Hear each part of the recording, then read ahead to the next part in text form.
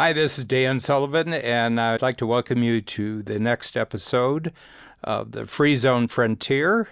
I have Steve Krein here, and Steve, we're going to talk about one of the key mindsets in your scorecard for your startup health entrepreneurs, and that is confidently ambitious. Nice set of words. So tell me what someone looks like when they're not confidently ambitious, Steve. Well, when they really have given way to the skepticism of everybody else, and you can tell they're no longer sold themselves on whatever it is they're talking about. Their lack of confidence and seemingly lack of ambition rejects all of the elements of what would attract people to you. So by seeming not confident and questioning what you're describing, people who might otherwise be attracted to what you're working on are no longer attracted. So that idea that you lack confidence makes nobody really interested in leaning in to figure out how to help you or to invest in you or to buy from you. And so it's almost the opposite of what happens when you are acting confident and ambitious, which is there's something seemingly attractive about you and what you're working on. I want to learn more, buy, invest, or do something. And so those two bookends of having confidence and ambition, unwavering confidence and ambition, not cockiness, but just confidence and ambition versus questioning and almost not even being able to look someone in the eyes and describe to them why you're excited, kind of becomes what I think is usually the biggest issue in fundraising, the biggest issue in customer traction issues, the biggest issue in team recruitment. When you talk to the entrepreneurs and you see right away, they don't have the confidence and the ambition that they either once had or that they need to be successful. I want to tell you, I was bragging on you yesterday in the Game Changer workshop, and it was something that you said that made a huge change with regard to startup health. And that you said in every situation I was in, I just started talking about my biggest, best story, and that it didn't matter whether it was at a party, it was at a meeting and everything else. People say, "What do you do, Steve?" And he said, "Well, I'm transforming the entire healthcare on the planet.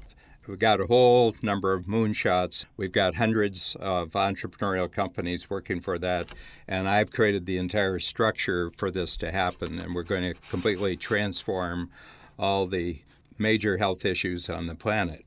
Talk to me about this, because it had a huge impact on the new people who were in the Game Changer yesterday. I said, you got to start talking about this to everybody you know. So we got talking about it, and people said, it's going to make some people uncomfortable. And I said, well, big deal.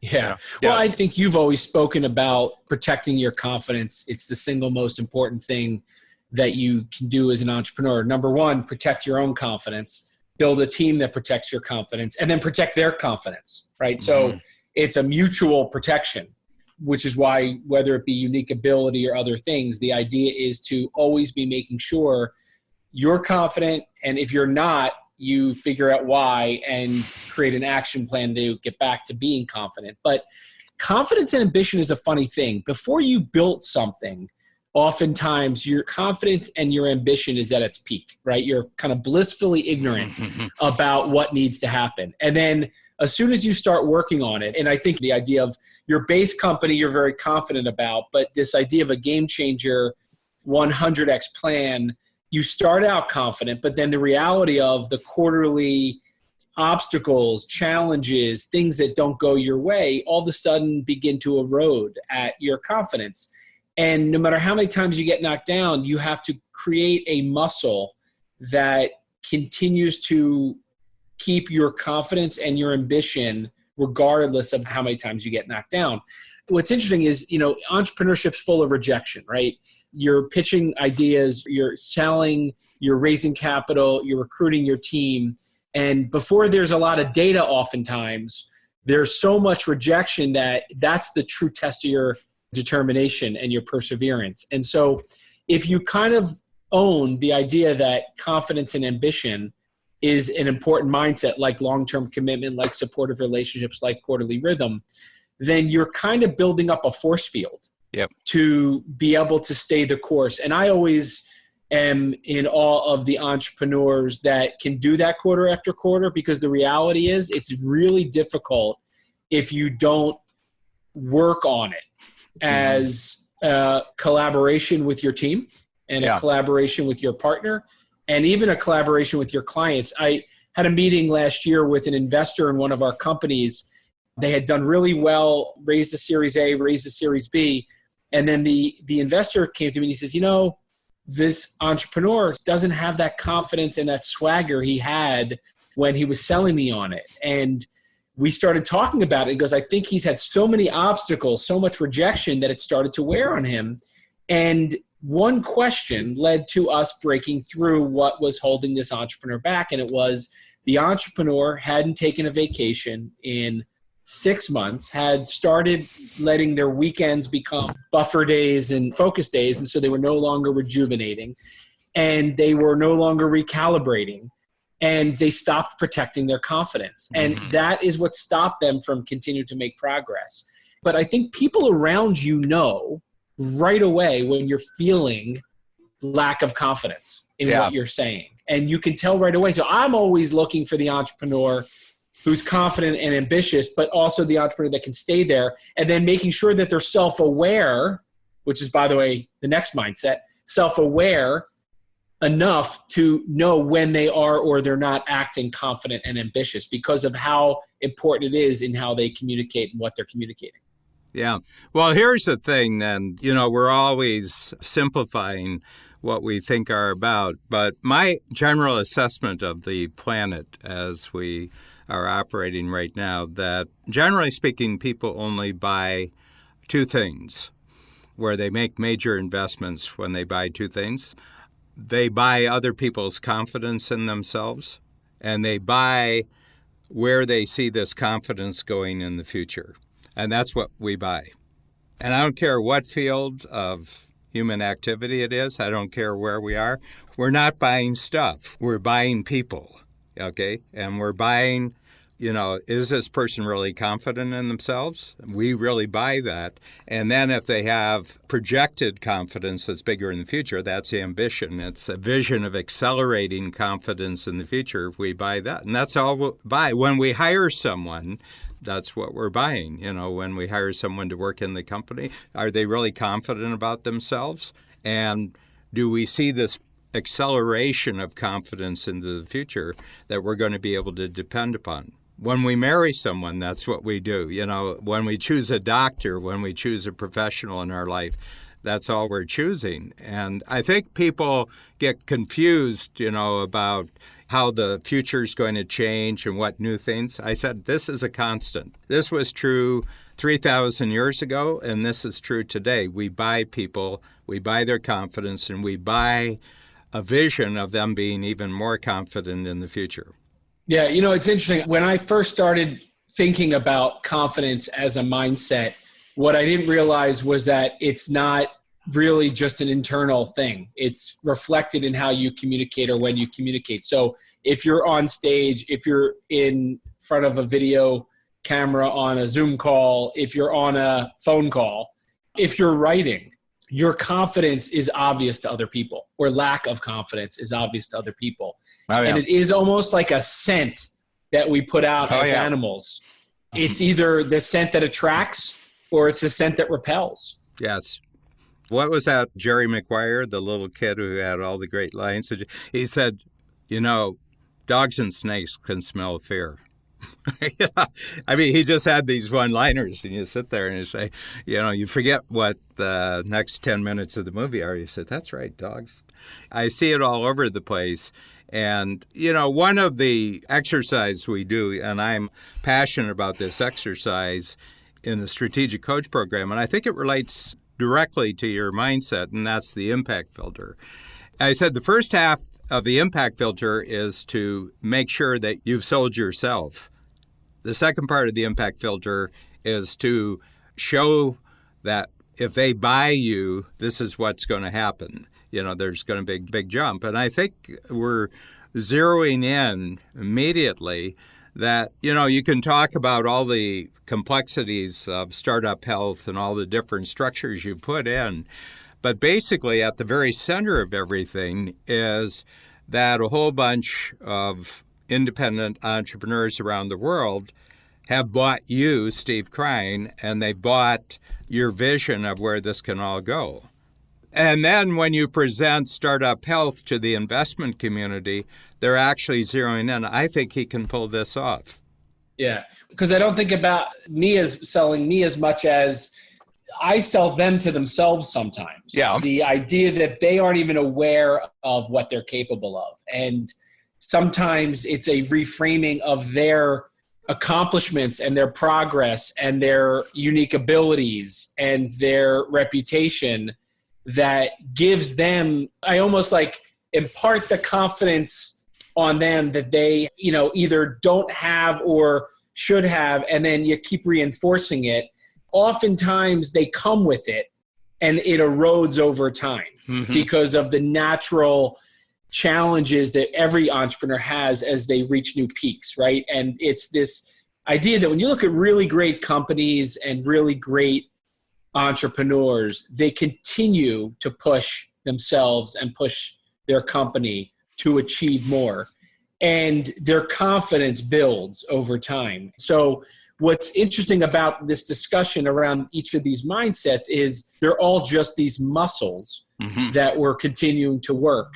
But when you think about what you need to be confident doing today in 2018, and I would take you back to 2008 or 1998, you were as confident then about what you were doing, but you were playing a much smaller game just because of where you were. Yeah. And so your game keeps changing, getting bigger. As a game changer, I think you're playing in an area where it's very easy for people to push you down and try to keep you making your plans more realistic and keep you from being as ambitious, because I think it scares other people.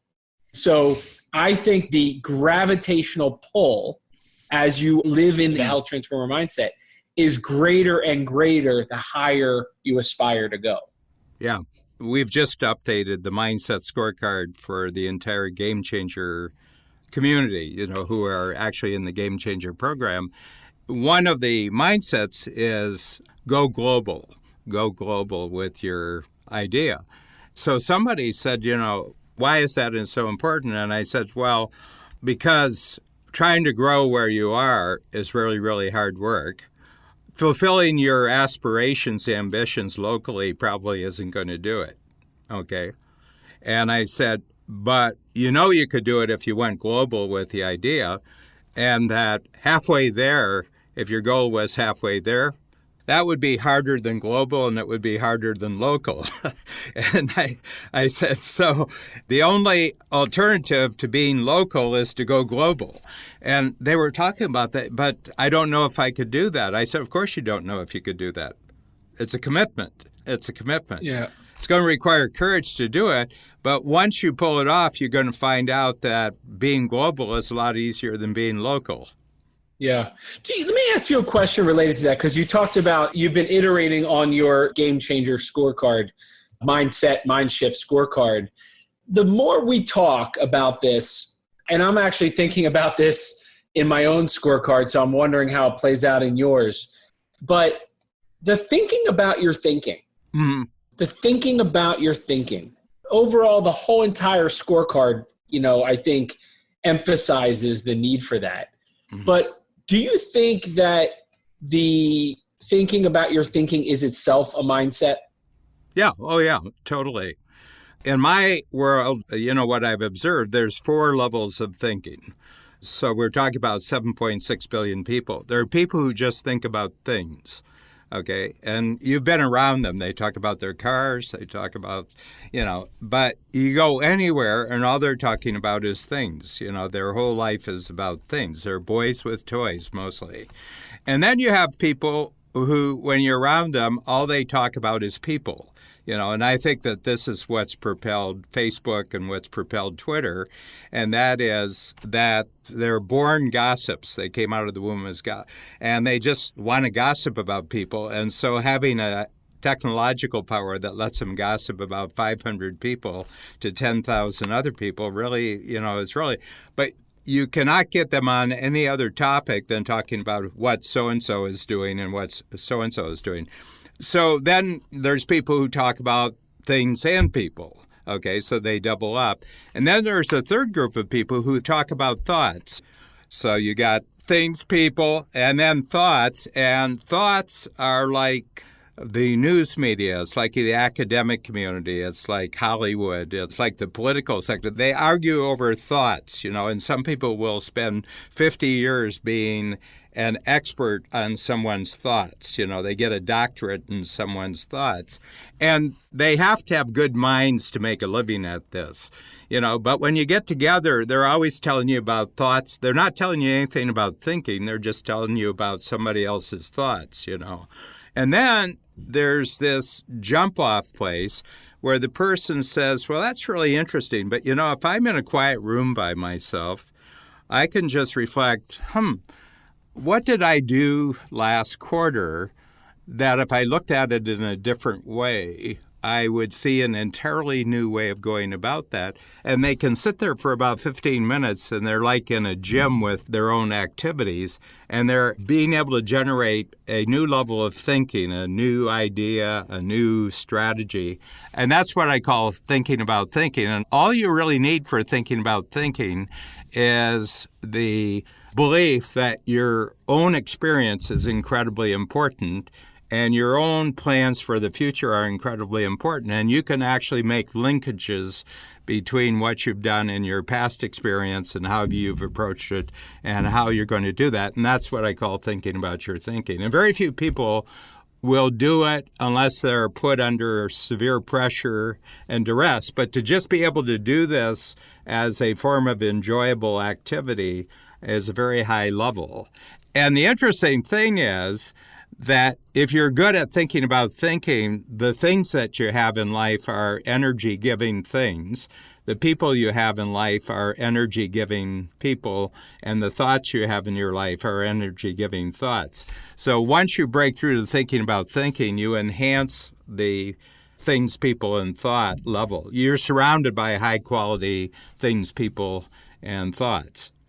Do you think those four fit into the four columns in a scorecard? So if you just think about the columns, thinking about your thinking is transformational, game-changing. Yeah, I hadn't seen that before, but it's absolutely true. Thinking about thoughts or news, and I don't know what the right word is there, but that's kind of conventional. Yeah. Thinking about people, you said gossip, and I kept thinking about even within my own organization, when people just, talk about other people, you kind of you not only get a bad feeling about it, but it doesn't become very productive. And then if it relegates down to thinking about things, you're kind of down, is that a failure mindset? And do they follow that mindset scorecard methodology? Yeah, people who think about things are car thieves. They're break and entry experts because their whole life is about, I don't have that thing and I deserve that thing. The fact that that person has that thing and I don't have that thing, there's an injustice here. Criminals, you can see the entire criminal spectrum over this one. And, when you get to level 3, it's really interesting because those people often have, a code of thoughts about what success means. And what respectability means. And so they have a series of thoughts about this. And all the people in their golf club kind of have these thoughts, and all the people in their high-scaled neighborhood have these thoughts. And one of the thoughts is that, a degree from Harvard is really, really an important accomplishment in life, that you have it. But they're static. First of all, they're not thoughts that they came up with. They're thoughts that they've received from other people. It's a really interesting thing, but what I notice is that once people enter into this thinking about thinking, they're just really, really interested in playing that game with other people. What we're doing on the podcast is we're thinking about our thinking, and we're kind of doing a duo here. I would have said it's inherent in all of my mindsets already, the thinking about thinking, but I love the breakdown that you just went over. And I'm looking at both of our scorecards back next to each other right now. And I don't think this idea is reflected as specific enough and clear enough as it needs to be a game changer and a health transformer. Good. Again, it's like unsaid, and of course it's baked in, but it's actually, I think, a big enough idea. Yeah. All right. Yeah. I'm going to draft up something on this. This is an iteration. This is actually very important. Well, thinking about thinking is what changes the game. Doesn't matter what game you're playing. If you think about your thinking, you'll change your game for the better.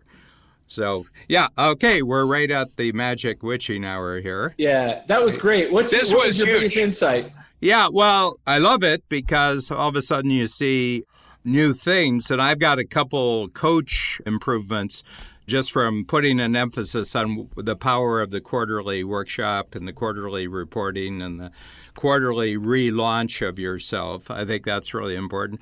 And this thing about really going deep on thinking about your thinking, I think it's really, I think I'll do little books on both of them, little quarterly books. Anyway, loved it, Steve. I get enormous value out of this. Me as well, Dan. I think for me, this refinement, like I said, I think the thinking about your thinking is something that I spread out throughout all of these, even in this next one, self-awareness. But I really like the distinction you made about the 4 levels. And when you start to put them into the categories that scorecards have, I think it becomes really clear that as an entrepreneur, if all you're doing is thinking about things or people or thoughts, you're missing, I think, the key ingredient to be a true health transformer, a true game changer. So this is great. Really great. Thank you very much. All right. Thanks, Dan.